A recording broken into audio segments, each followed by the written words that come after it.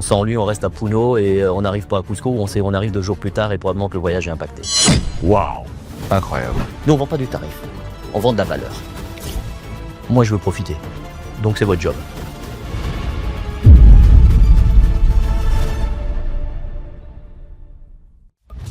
Bonjour tout le monde, bienvenue dans ce nouveau numéro d'Ils font l'actu. Ravi de vous retrouver en plateau. Aujourd'hui, je me suis dit, allez, comment je pourrais leur faire plaisir?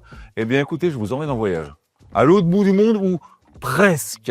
Mais là, on va pas parler de voyage comme tout le monde. Non. On va parler d'expédition, on va parler sur mesure, on va parler richesse humaine.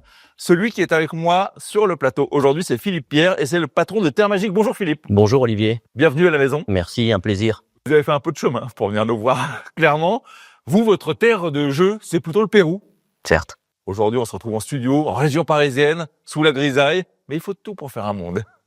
Philippe, avant de parler de Terre Magique, j'aimerais que vous nous expliquiez et que vous expliquiez à nos amis comment vous avez traversé la vie jusqu'à aujourd'hui. D'accord, bon, moi je suis Philippe, j'ai 53 ans, je suis originaire d'un tout petit village de Lorraine, où j'ai fait mes études, D'accord. à Nancy exactement. Ensuite j'ai eu l'occasion de travailler pendant 6 ans en France, entre Paris et Besançon. Et je me suis marié au Pérou en 2001 avec Glyceria. Voilà, On salue. dont on salue exactement. Nous avons 2 merveilleux enfants, Diego qui a 24 ans et Hélène qui a 19 ans. Voilà, donc en 2003 on a décidé de s'installer au Pérou. C'est un sacré choix quand même. Et c'est le début de notre aventure. Bon, vous regrettez? Absolument pas. Absolument pas.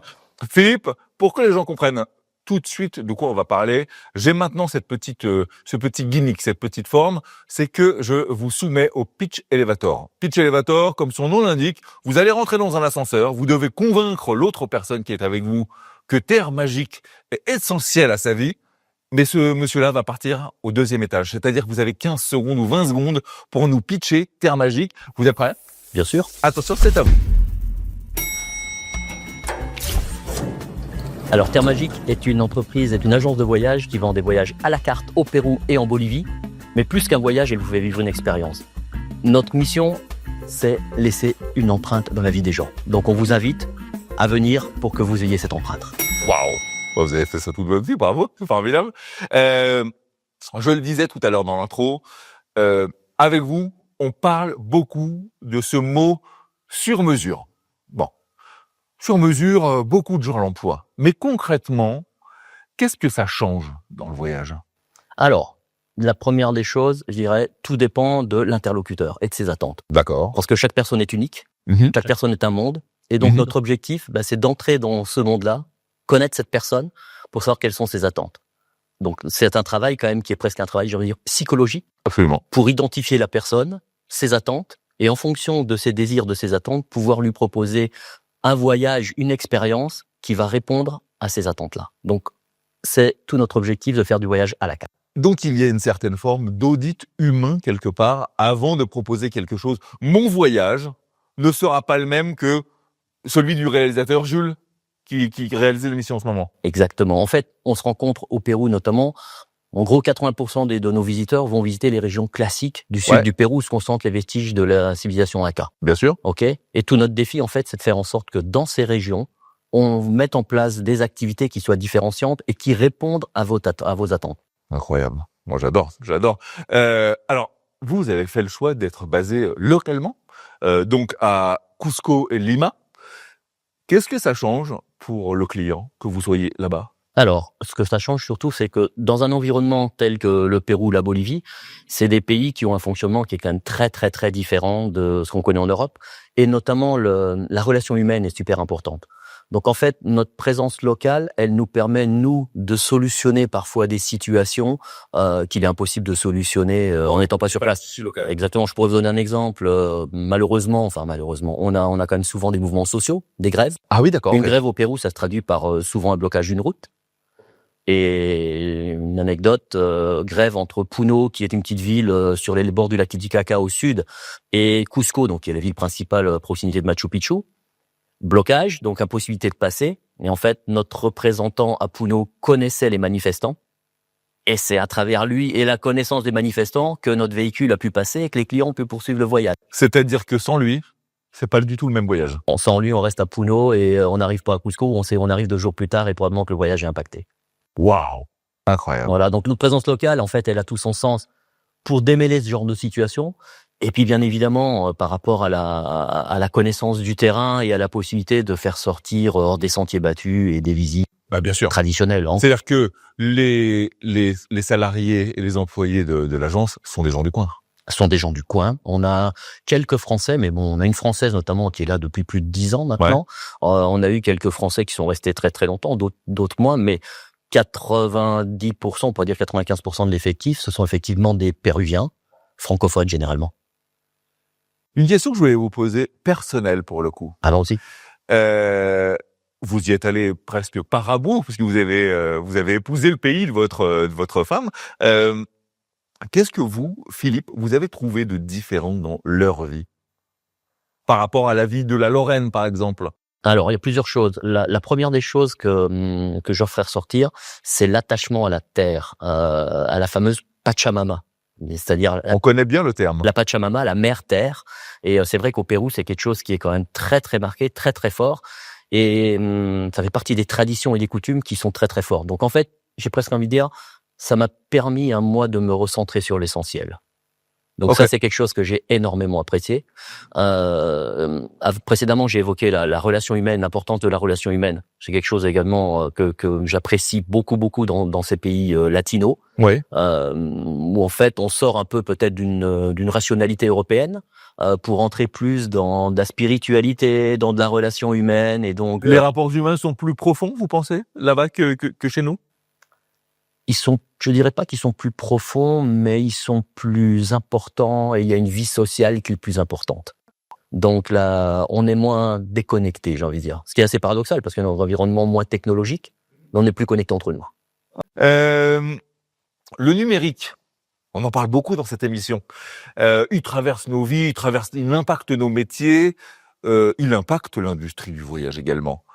Comment vous avez transformé l'entreprise lorsqu'il a eu lieu de le faire d'un point de vue numérique? Ok, alors ça m'oblige à mettre un peu d'histoire dans notre histoire, j'ai envie de dire, de faire un peu d'historique.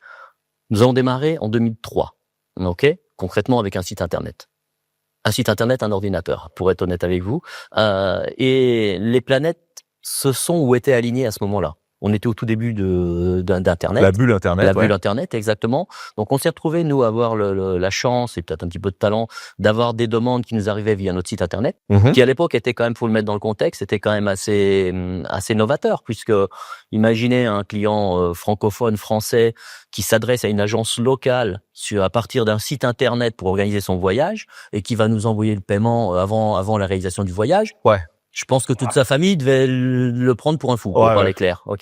Toujours est-il qu'on a commencé comme ça, et donc nous, si vous voulez, les débuts d'Internet ont été pour nous une période rêvée parce que super porteuse. D'accord. On est arrivé ensuite dans les années 2008-10, où clairement l'identification sur Internet et la génération de leads à travers du marketing digital comme du Google Ads est devenu un élément essentiel.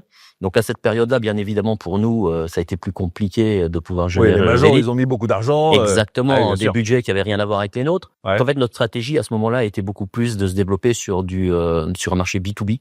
D'accord. Et donc on a eu une réduction de notre proportion B2C, mais le développement d'un portefeuille de partenaires dans les pays francophones qui nous a permis de grandir. Ensuite, on est arrivé dans un schéma on est encore dans ce schéma-là, où on entre dans une phase où la désintermédiation va encore un peu plus loin, où maintenant on se retrouve sur un schéma où il y a des plateformes, où on peut acheter l'excursion à Cusco. Effectivement, on va en parler, ouais. C'est la phase supérieure. La phase suivante plutôt. Bon, je vais être obligé quelques secondes de me faire un peu l'oiseau de mauvais augure, cher Philippe. Lorsqu'on parle de voyage, on est obligé de parler, ou en tout cas, on est obligé de penser empreinte carbone. On est obligé de parler durabilité. Comment vous intégrez ça dans votre offre, dans votre ADN de société? Ok, alors on a des actions concrètes. On a une vraie maintenant sensibilité sur tout ce qui est protection de l'environnement, sur responsabilité sociale. Donc concrètement, ça se traduit par le fait que on va privilégier par exemple les transports publics par rapport aux transports privés. Un trajet en bus à 50, ben voilà, c'est mieux Ça que... fait partie aussi du tissu local. Ça fait partie du tissu local, exactement. Ensuite, on va avoir par exemple un traitement des déchets, une sensibilisation à tous les prestataires, les guides, les transporteurs, notamment qui sont sur le terrain sur cette thématique, qu'ils intègrent tout à fait bien, parce qu'en fait, on la combine avec la protection également des attraits touristiques et des sites archéologiques du Pérou. Donc, il y a à la fois leur sensibilité sur la protection de l'environnement et la protection des sites archéologiques. Et également, on a des actions, par exemple, on participe avec une association, on plante des arbres en fonction du nombre de clients, Okay. et voilà, des donations qu'on peut faire. Donc vous prenez votre rôle à cœur dans cette transition qui est quasiment obligatoire maintenant. C'est ce que j'allais vous dire. En fait, si vous voulez, je vous livre un avis personnel. Je pense que c'est une tendance de fond indépendamment d'une activité touristique. Ça concerne toutes les activités. Donc notre activité est peut-être un peu plus mise sous les feux de la rampe parce que voilà, on prend des avions surtout sur des vols comme les nôtres, des destinations comme les nôtres où c'est des vols long courriers. Mais je pense que c'est quelque chose qui n'est pas spécifique à l'activité touristique. C'est une tendance générale et en l'occurrence, en tout cas à mon niveau, c'est pour moi pas un élément, si vous voulez, de différenciation. Nous sommes des organisateurs de voyages. Ouais. Mon objectif, il est de satisfaire des clients qui ont des attentes différentes. Et l'aspect protection de l'environnement et responsabilité sociale, comme... Elle est induite maintenant. Exactement. Elle est induite et je vais même aller plus loin. Je pense que ça y est, on y est. En tout cas, nous, Européens, ça y est, c'est rentré dans les mœurs. On sait qu'il faut voyager un peu plus malin. Il faut faire attention. C'est-à-dire que c'est presque une demande des clients maintenant de dire attention, je veux pas faire n'importe quoi. Exactement. Ouais. Et c'est une bonne tendance. Hein. Absolument, absolument. Alors vous, votre gamme, ça va de l'aventure au prestige. Si on devait dessiner comme ça ou photographier votre client type, il ressemblera à quoi? Alors notre client type, il a en moyenne 52 ans. D'accord. Ok. C'est bon en fait. Voilà, c'est beau. Il est plutôt, on va dire, d'une classe sociale, d'une CSP supérieure, moyenne plus. Ok. C'est quelqu'un qui, dans son parcours de voyage, peut-être, il y a une vingtaine, trentaine d'années, était habitué à voyager en groupe sur des voyages assez standards. D'accord. Ensuite, il a eu envie d'un peu se spécialiser et puis de sortir peut-être du groupe. On se retrouve avec des gens qui ont une sensibilité aventure, culturelle, archéologique. Pour lui, se focaliser plus sur ses centres d'intérêt. Donc à ce moment-là, il a commencé à faire des voyages toujours peut-être en groupe, mais sur des agences plus spécialisées. Ok. Par exemple aventure, ou ce genre de choses, archéologie. Et puis dans son parcours, là maintenant, il arrive sur le moment où il se dit, voilà, j'ai plus forcément envie d'être en groupe, j'ai envie d'être avec mon épouse, mes enfants, de faire notre voyage à nous. Ouais. C'est aussi un moment de retrouvailles entre familles souvent. Et donc il arrive chez nous à ce moment-là. 52 ans, en moyenne, il dépense par personne hors vol international $2 800. D'accord. En gros, 2500 euros. Hein, c'est une moyenne. Hein. Bien sûr, il y a un écart type qui est très important. Et c'est quelqu'un qui, très clairement, cherche du service. Donc, bien sûr, il veut voir Machu Picchu. Bien sûr, il veut voir les attraits. Mais il veut... je pourrais résumer ça simplement en disant... j'ai fait confiance à une agence de voyage que je suis aujourd'hui. Il pourrait tout à fait se passer de nous, hein, soyons honnêtes. Il pourrait réserver ses hôtels directement. Il pourrait même réserver des excursions directement. Oui, mais il n'a plus l'envie de le faire. Non, il a plus envie. Il a plus envie de passer toute cette phase déjà de recherche. Et puis une fois qu'il nous confie son voyage, il a envie de dire moi je veux profiter. Donc c'est votre job. Ça me va très bien. Comment vous vous défendez aujourd'hui, ou s'il y a besoin de se défendre d'ailleurs, mais face aux offres vraiment low cost du voyage? Alors, l'offre low cost, son critère de différenciation, c'est le tarif. Ouais. Nous, on vend pas du tarif. On vend de la valeur. J'adore. D'accord. Donc, je vais pas du tout avoir la prétention de dire qu'on est les plus économiques. Nous ne sommes pas les plus économiques. Par contre, si on parle de rapport qualité-prix, j'ai la prétention de dire que là, on est clairement dans le jeu et on est, à mon sens, plutôt bien positionné sur le jeu. Donc, en fait, j'ai envie de dire, c'est comme quand vous voulez vous alimenter. Ou vous allez dans du fast-food, ou vous allez dans un restaurant de gamme intermédiaire, ou vous allez dans un gastronomique. Voilà, c'est exactement pareil dans le monde du voyage. Effectivement, on l'a vu, votre client, il a évolué vers des premiers voyages plus affinés, demander plus de services, donc c'est normal qu'il vous retrouve à ce moment-là de sa vie. Vous avez, comme toute cette industrie, traversé des moments difficiles, le Covid, la logistique aérienne. Qu'est-ce que ça a changé, tous ces événements, dans votre façon de faire du voyage? Alors, avant déjà dans la façon de faire, j'irais dans la façon de gérer l'entreprise. De surcroît, tout ce que vous mentionnez dans un contexte péruvien, où l'instabilité est quand même assez C'est fort. omniprésente, chronique, j'ai presque envie de dire. Donc concrètement, ça a développé au niveau de l'entreprise notre résilience. Donc on sait pertinemment que Ça peut arriver. ça peut arriver. Donc ça veut dire que quand il y a des bonnes années, et ben en termes de gestion, notamment de gestion de trésorerie, il faut clairement être prévoyant parce qu'on sait qu'il faut surfer sur la vague quand la vague est là, il faut baisser la tête quand la vague nous tombe dessus. Donc et résister. Une certaine forme de résilience, vous l'avez dit. Oui. Peut-être d'agilité également. Complètement. Et c'est vrai notamment au niveau. Je prends l'exemple du Covid. Le 15 mars, donc c'était 2020, pardon. Ouais. 15 mars 2020, le président péruvien annonce la fermeture des frontières. Le 16 mars, le jour suivant, j'ai des guides qui sont venus frapper à ma porte et qui vendaient des fruits. Donc dans la nuit, c'était reconverti. D'accord. Donc et ce mode de fonctionnement, alors ça peut paraître surprenant d'un côté européen, mais en l'occurrence au Pérou, moi c'est ce que je suis toujours très admiratif de cet aspect-là. Il y a une résilience et une capacité de rebond qui est quand même assez extraordinaire. Incroyable. Leur expression c'est le Covid, c'est une raie de plus sur le tigre. J'adore. Ah oui, d'accord. Ok. Bon, c'est bien. Donc au niveau de l'entreprise, en fait, si j'ai envie de dire, c'est un peu pareil. On veut être un tigre, bien sûr, on prend des raies ou des coups ou des cicatrices, Ah ouais. mais l'animal reste solide. J'adore. On parle souvent dans ces émissions d'intelligence artificielle. Est-ce que c'est arrivé jusqu'à vous? Vous en servez? Comment vous l'utilisez? Alors, l'intelligence artificielle, on l'utilise possiblement très loin de toutes ses potentialités aujourd'hui. Je pense comme beaucoup d'activités d'ailleurs.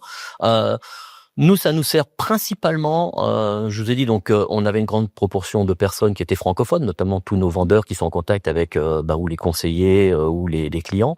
Et ils l'utilisent principalement, eux, dans un cadre d'amélioration de communication de la langue française. Ah, ok. Donc ça leur permet de structurer des mails, de structurer des à des fins de traduction. des descriptifs d'établir des descriptifs qui soient peut-être plus attirants que ce que eux, naturellement pourraient faire dans une langue qui n'est pas leur langue maternelle. Donc on a une utilisation d'intelligence artificielle qui est principalement sur cet aspect-là. On commence également on en est aux prémices, à utiliser l'intelligence artificielle pour justement qualifier le profil du client. Ah ouais, d'accord, ok, super intéressant. Notamment en fonction des informations qu'il veut bien nous donner. Initialement sur le mail ou le formulaire qu'il peut nous compléter, et ensuite sur le contact téléphonique qu'on peut avoir. Ah, voilà. Donc ça nous permet d'affiner pas mal. le profil du client. Donc c'est les deux grandes utilisations qu'on a aujourd'hui de l'intelligence artificielle. Je suis persuadé que ça va s'étendre et qu'on est vraiment qu'au tout début. Ah oui, je suis d'accord avec vous. On l'a vu avec vous, aujourd'hui, les clients du tourisme, ils cherchent beaucoup plus de sens, toujours plus d'humain, vous le disiez au début de l'émission. Comment on fait pour leur offrir ça, c'est-à-dire du sens humain, du rapport humain, sans pour autant tomber dans le cliché vous savez, on l'a tous vu, le gars dans le désert et le bédouin qui finalement on n'avait pas une certaine forme de mise en scène des choses. Ok, alors je vous répondrai deux choses. La première, je pense que pour travailler dans l'activité touristique telle que la nôtre, une agence de voyage réceptive, il faut, c'est pas spécifique à nous, mais en tout cas c'est une des caractéristiques, il faut aimer les gens. D'accord? Parce que à partir du moment où on aime les gens, on va avoir un souci du client et on le voit pas forcément comme un client, mais on le voit plus comme un invité. Et si vous avez un invité, vous voulez qu'il soit content. Donc vous faites tout pour qu'il soit content. Donc ça c'est le premier élément et ça se traduit concrètement, c'est un peu philosophique ce que je dis, mais ça se traduit concrètement par exemple sur un élément qui pour nous est essentiel dans notre activité, c'est le suivi du client quand il est sur place.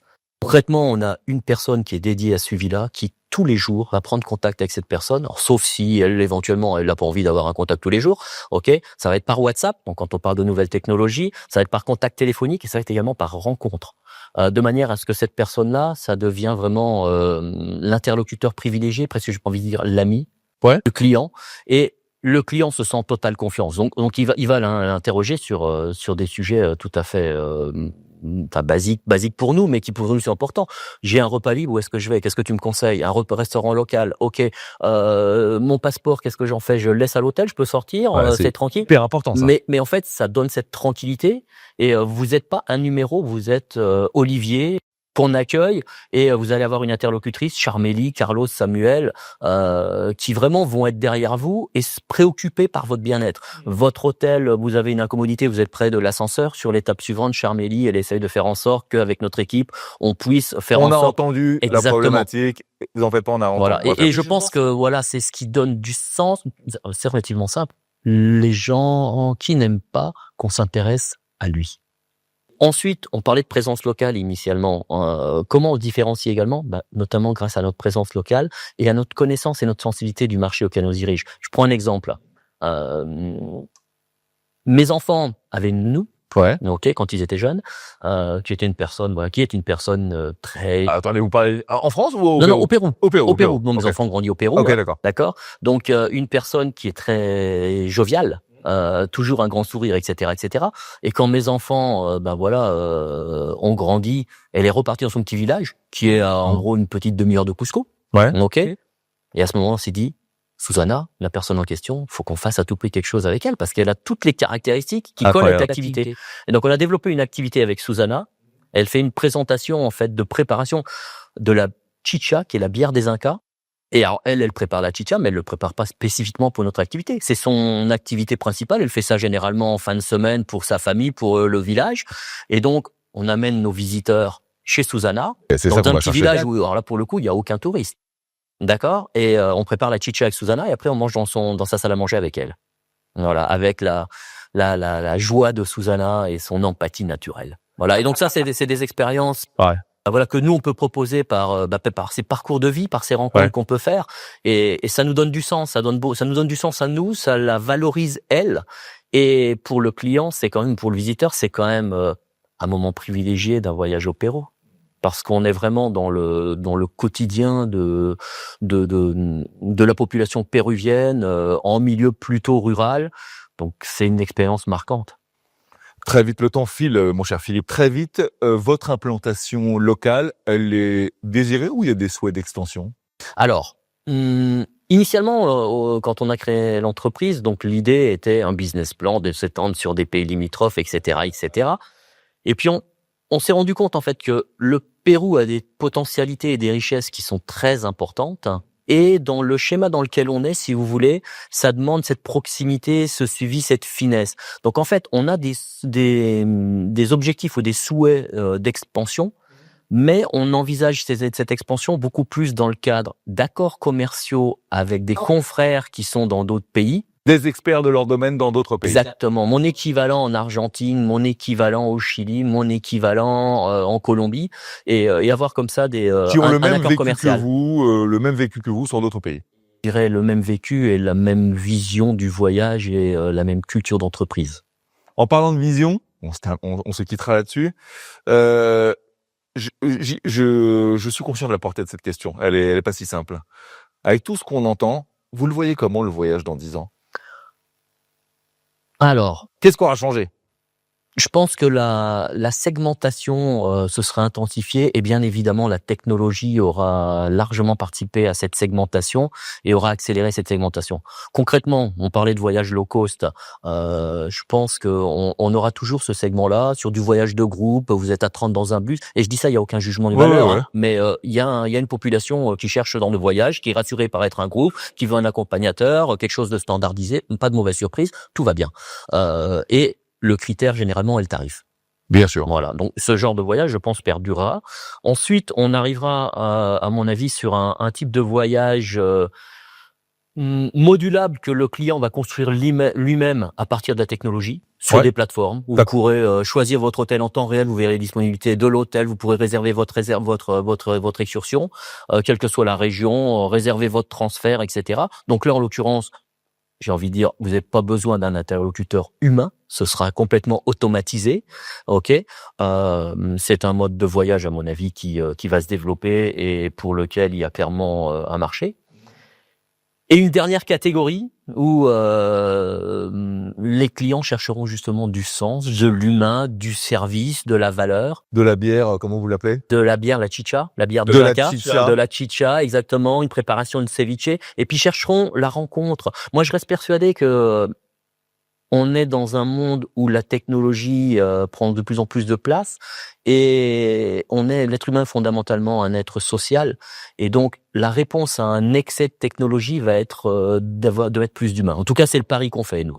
C'est-à-dire que notre axe est clairement de dire plus on va être technologisé, je sais pas si ça peut se dire, Ça peut. plus on va mettre humain.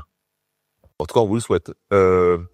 On souhaite bon vent à Terre Magique, que vos rêves s'accomplissent, que vos rêves avancent. Vous qui nous regardez, on va vous mettre toutes les informations, parce que je suis sûr que comme moi, vous avez envie de la goûter, la chicha. Vous avez envie d'aller voir ces terres du Pérou. Merci beaucoup, cher Philippe. Non, merci à vous. De votre temps sur ce plateau. Nous, on se retrouve très vite pour une nouvelle émission. D'ici là, tâchez d'être heureux, parce que le reste, ça suit toujours. Ou au moins, essayez pour donner l'exemple. Bye bye.